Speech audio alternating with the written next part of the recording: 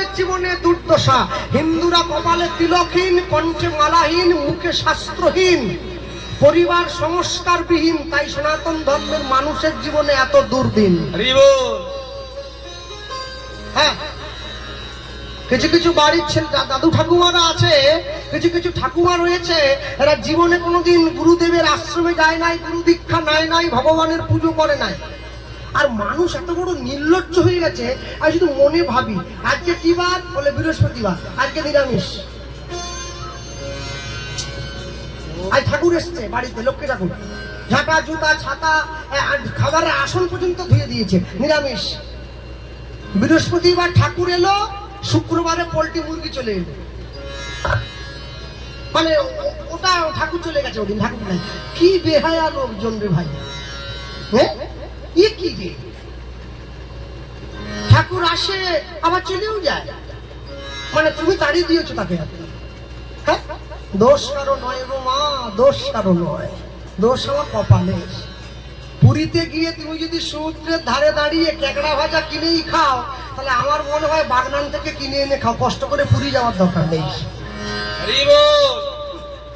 পুরী গিয়ে তুমি যদি আমিষই খাবে, তাহলে পুরী কেন গেছো, ঘরে থাকো। জগন্নাথ মন্দিরের সামনে যে লম্বা লাইন, তার থেকে পুরীর সমুদ্রের ধারে মদের দোকানে বেশি লম্বা লাইন। জগন্নাথ পরে দেখলেও হবে, আগে মদ খেতে হবে।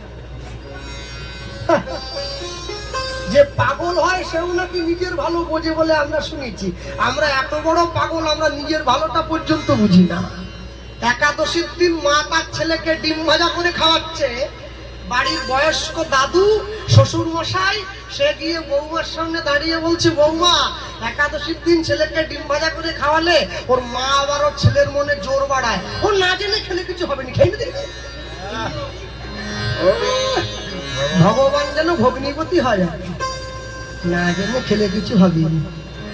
কোথার থেকে তোমরা পেয়েছো এইসব, কোথার থেকে পেলে?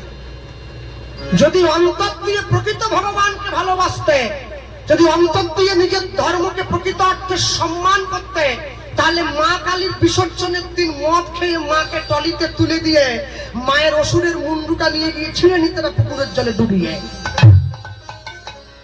সম্মান যদি করতে হয় অন্তর থেকে সম্মান করবে, লোক দেখানো ভালোবাসা দেখিয়ে লাভ নেই,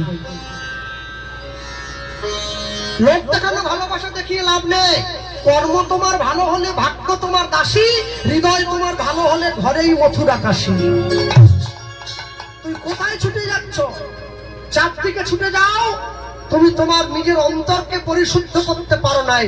আর অন্তরকে যদি পরিশুদ্ধ করতে না পারো, তোমার জীবনের কোনো কিছুই কোনোদিন পূর্ণতা পাবে না। এই যে মায়ের